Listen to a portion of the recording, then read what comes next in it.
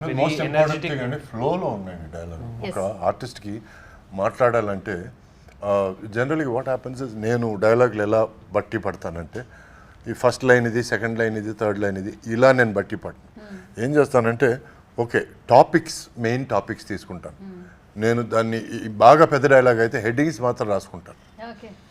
So first ఈ topic, ఆ topic తర్వాత ఈ టాపిక్, ఈ టాపిక్ తర్వాత ఈ టాపిక్ మనకు జ్ఞాపకం వచ్చినప్పుడు ఆ టాపిక్లో ఏమేమి మాట్లాడాలనేది మనకు జ్ఞాపకం వచ్చేస్తుంది. ఫ్లోలో ఉన్న డైలాగులు ఏమవుతాయంటే ఇట్ బికమ్స్ సీమ్లెస్. ఈ టాపిక్ అయ్యేటప్పటికి ఆ టాపిక్ మ్యాటర్ స్టార్ట్ అవుతుంది, ఈ టాపిక్ ఫినిష్ అయ్యేటప్పటికి నెక్స్ట్ టాపిక్ మ్యాటర్ స్టార్ట్ అవుతుంది.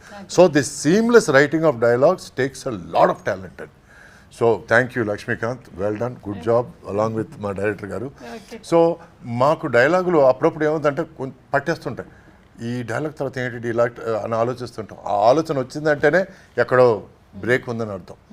ఎందుకంటే ఒక మనిషి పుట్టిన తర్వాత బాల్యం తర్వాత యవ్వనం తర్వాత దాంపత్యం తర్వాత సో ఇట్లా ఒక సన్యాసం, ఇట్లా ఒక ఫ్లో ఉంటుంది.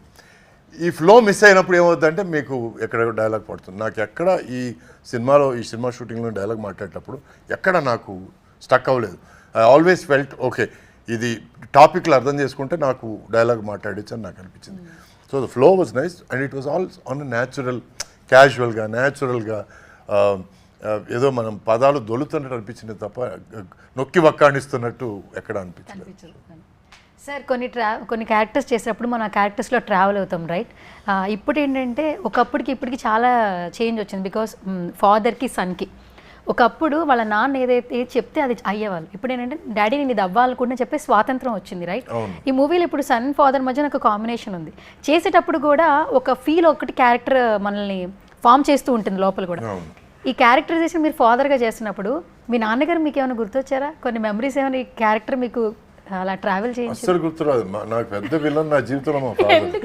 అవునండి, నేను యాక్టర్ అవుదాం అనుకున్నప్పుడు నీ మౌన్ చూసుకున్న అర్థంలో ఎన్టీఆర్ అంత గంభీరం ఉందా, లేకపోతే ఏఎన్ఆర్ అంత డాన్స్ ఆడగలవా, లేకపోతే కృష్ణ గారు అంత హీరోయిజం ఉందా నీకు, సోహన్ బాబు గారి లాగా లేడీస్ మ్యాన్ ఆడగలవా, ఇదేమీ లేదు నీ దాంట్లో, ఏమి 2-3 ఫ్లాపుల తర్వాత మళ్ళీ ఇంటికి వస్తాను అన్నాడు ఆయన.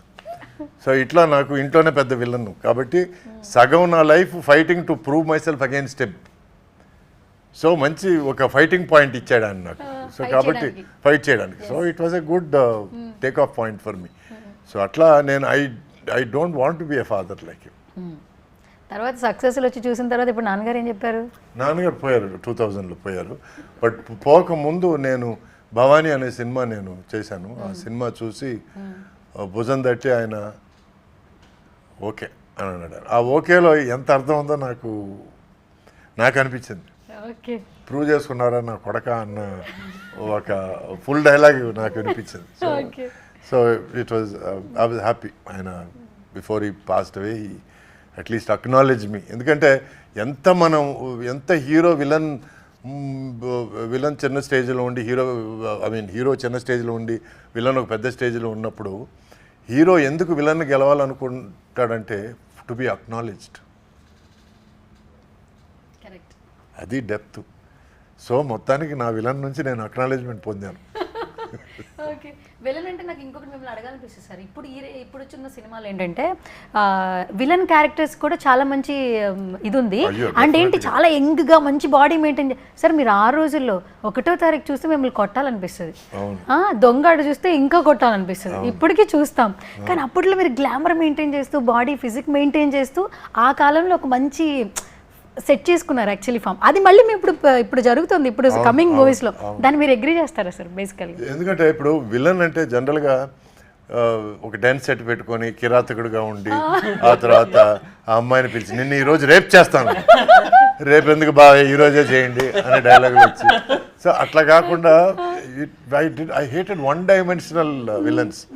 సో అందుకే ఈ లవబుల్ విలన్ అని, ఆ తర్వాత ప్రాక్టికల్ విలన్ అని నేనే హెడ్డింగ్లు ఇచ్చేసుకొని దాని ప్రకారం క్యారెక్టర్ని మలుచుకోవడానికి ట్రై చేశాను. అమ్మ 1వ తారీఖుల్లో ఏంటంటే ఒక వీడు అనామకుడు ఎలాగైనా డబ్బున్న అమ్మాయిని ప్రేమించి పెళ్లి చేసేసుకోవాలని చెప్పి ఒక ఇంట్లో పని దాన్ని లవ్ చేస్తాడు. లాస్ట్లో వాడికి తెలుస్తుంది నువ్వు నాకు మోసం చేశాడు, నువ్వు కూడా నన్ను మోసం చేసి ఇట్లా. సో వీడు ఈజ్ ఏ ఫూలిష్ విలన్ వీడు. సో దొంగాట్లో వచ్చి లవబుల్ విలన్, అవును అంటే కొంచెం చూడడానికి కొంచెం లవబుల్ గాను ఉండాలి, అట్ ద సేమ్ టైం వాళ్ళు వచ్చిన విలన్ కన్నింగ్నెస్ కూడా ఉండాలి. సో ఇట్లా నేను విలన్స్ వరకు ఆ విలన్లో కూడా కొంచెం తేడా చూపించడానికి ట్రై చేశాను. Okay done. సో ఒక చిన్న ర్యాపిడ్ ఫైర్ మన గురించి, యాక్చువల్లీ మన సినిమాని ప్రమోట్ చేస్తూ నేను ఒక క్వశ్చన్ అడుగుతా ఒక్కొక్కటి, కానీ జెన్యున్గా చెప్పాలి. ఓకే, ఫస్ట్ మనం ప్రొడ్యూస్ నుంచి స్టార్ట్ చేద్దాం. ఎట్లైనా ఓకే అండి. ఎట్లైనా ఓకే. చెప్పాను కదా నాకు తెలియకపోతే తెలియదు అని చెప్పేసి. ఇది మాత్రం కుదరదు, ర్యాపిడ్ చెప్పాల్సిందే. చిన్నప్పటి నుంచి అదే అలవాటు వస్తుంది. మీరు నిజంగా ఇంత స్మూతా? సరే సో స్మూత్ మనిషికి ర్యాపిడ్ ఇస్తే కష్టం కదండి. సరే ఒక క్వశ్చన్ అడుగుతాను సార్. ఆయన Rapid అంటే తెలుసు కదా. అంటే ట్రూత్ ఆర్ డేర్ అయినా ఓకే, ఆయన ట్రూత్ చెప్తాడా లేదా డేర్ చేస్తాడో చూద్దాం సార్. ఆయనకే పజిల్, ప్రొడ్యూసర్ కదా, బాధ్యతలు మోసాడు కదా. ఎవరు కనుక్కోలేరు ఏం చెప్తున్నాము. ఏంటండి ఓకే ఇక్కడ రాసలేదు కదా ట్రూత్ ఆర్ డేర్ లో ట్రూతే చెప్పాలని. సరే మీ ఇష్టం తేజేసి ఏదైనా చెప్పండి. టాలీవుడ్ లో మీ క్రష్ ఎవరు? క్రష్ ఎవరు లేరండి ప్రస్తుతానికి.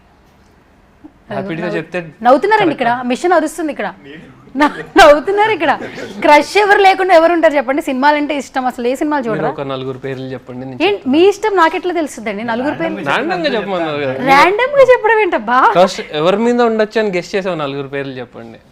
మీకు నచ్చిన 4లో చెప్పండి. దారుణంగా ఉంది ఇది. కదా? ర్యాపిడ్ ఫైర్ కదా. అదే ఇది ర్యాపిడ్ దాటి ఇప్పుడు స్లో ఫైర్ వెళ్ళిపోయింది, లాస్ట్ లో స్లో బర్న్ లేదు, వస్తుంది. ఖచ్చితంగా తేజేష్ మీరు చెప్పాల్సిందే మీ క్రష్ ఎవరు. మీరు చెప్తేనే మనం ఇంటర్వ్యూ ఎండ్ చేద్దాం, లేదంటే ఇక్కడే కూర్చుంటాను నేను. ఇక నాకు బేసిక్గా వెంటనే చెప్పడం రాదు, ఏదైనా పెన్ తో డ్రా చేసి ఎక్స్ప్లెయిన్ చేయగలుగుతా. పేపర్ పెన్ ఇవ్వండి అమ్మా ఒకసారి. సెట్ లేదు లేదు, టేక్స్ లాట్ ఆఫ్ టైం.